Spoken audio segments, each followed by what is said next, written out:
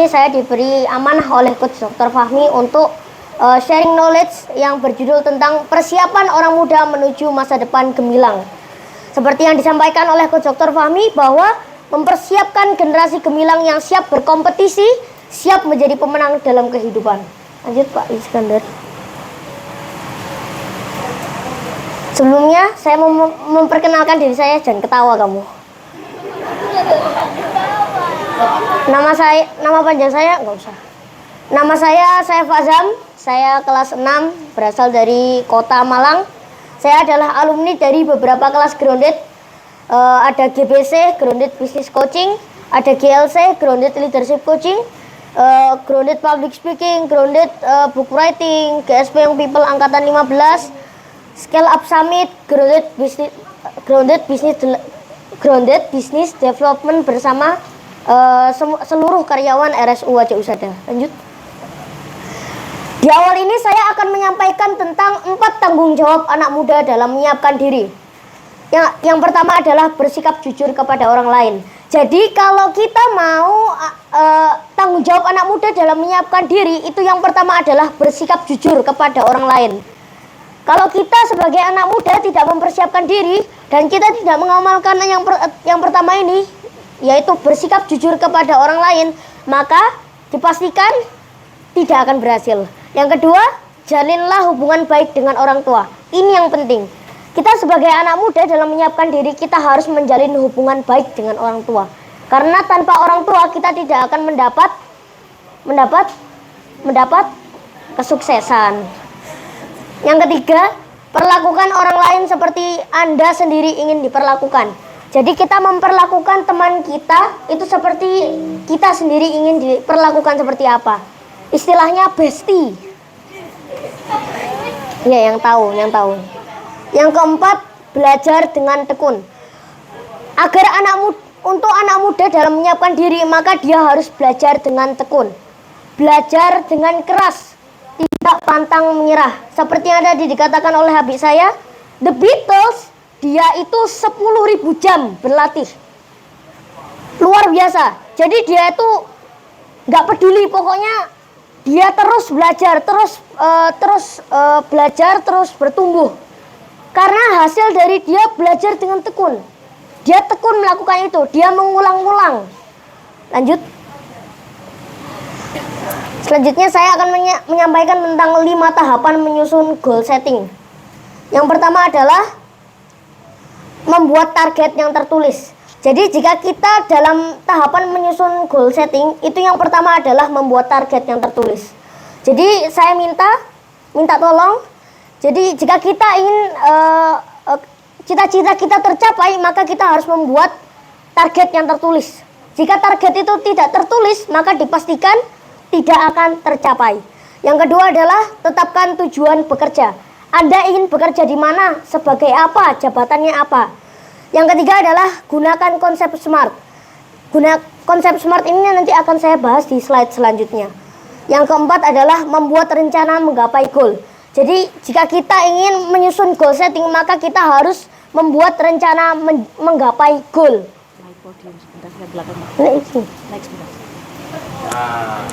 Nggak kelihatan, Bu.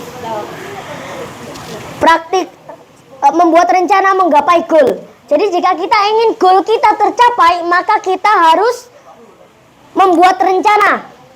Karena step yang keempat, jika kita tidak berhasil, maka juga yang sudah kita lakukan di 3 tahapan awal dipastikan tidak akan berhasil. Yang kelima, yang terakhir adalah praktik dan evaluasi. Jadi jika kita sudah melakukan 4 tahapan awal, maka kita harus melakukan praktik dan evaluasi.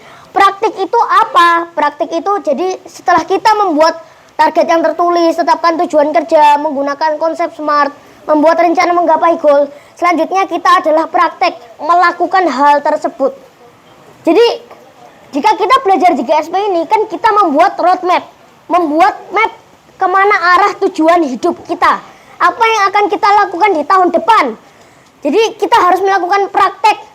Percuma Anda menulis tapi tidak dilakukan. Selanjutnya setelah dilakukan, maka harus evaluasi. Apa itu evaluasi? Evaluasi itu adalah setelah kita melakukan itu, maka kita harus melakukan semacam perbaikan. Selanjutnya, ini lanjutan dari slide yang tadi, konsep SMART.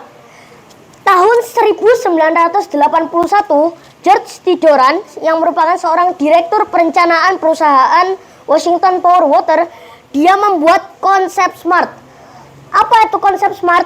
Yang pertama adalah spesifik, bahwa membuat tujuan detail yang jelas dan mendetail. Jadi jika kita ingin menyusun goal setting, maka kita harus spesifik, membuat tujuan yang mendetail, yang benar-benar itu rinci, mece. Yang kedua adalah measurable, membuat tolak ukur untuk ketercapaian tujuan kita. Jadi measurable itu adalah kita harus membuat tolak ukur.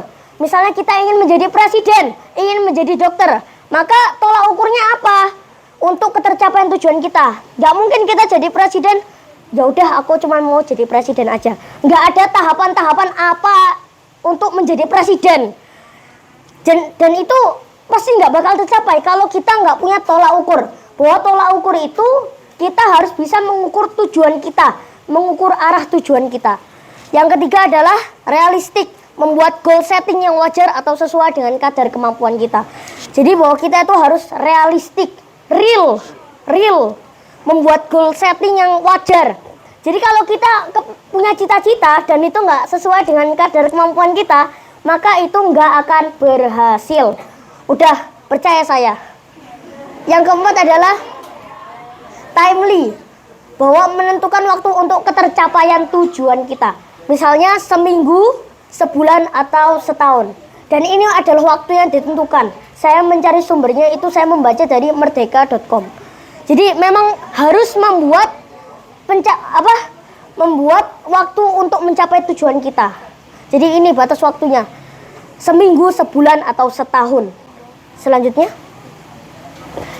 adalah 3 tantangan yang akan dihadapi oleh generasi alfa. Apa itu generasi alfa? Apa itu generasi alfa? Apa generasi alfa? Ya nggak ada yang tahu. Generasi alfa adalah generasi yang diperkirakan, generasi alfa itu yang dinamakan yang lahir pada tahun 2010 hingga tahun 2050. Setelah 2050 sudah dipastikan sudah bukan generasi alfa. Jadi sekarang kita yang lahir tahun 2010 atau 2011, maka kita adalah generasi alfa. Jadi sekarang kita semua adalah generasi alfa. Enggak gitu sih. Yang lahir di bawah, kalau tahun 1000 itu berarti bukan generasi alfa. 1000, 2000 itu bukan generasi alfa. Lanjut. Sebentar. Saya lupa menyampaikan. Yang pertama adalah banyak lapangan kerja yang diganti robot. Siapa yang udah pernah lihat di YouTube atau di TikTok, bahwa nanti di masa depan manusia itu pekerjaannya akan digantikan oleh robot. Jadi memang benar, saya pernah menonton di channel YouTube-nya Dr. Indrawan Nugroho bahwa suatu hari pasti manusia akan digantikan oleh robot. Tetapi kata Abi saya ada satu profesi yang tidak akan pernah digantikan oleh robot, yaitu menjadi dokter. Maka dari itu kita harus menjadi dokter agar profesi kita tidak diganti oleh orang lain. Saran saya. Yang kedua adalah kerja di bidang yang belum ada jenis pekerjaannya. Jadi kita bekerja di bidang yang belum ada jenis pekerjaannya. Yang ketiga adalah kualifikasi dan tuntutan SDM tinggi. Dipastikan tantangan yang akan dihadapi oleh generasi alfa adalah kualifikasi dan tuntutan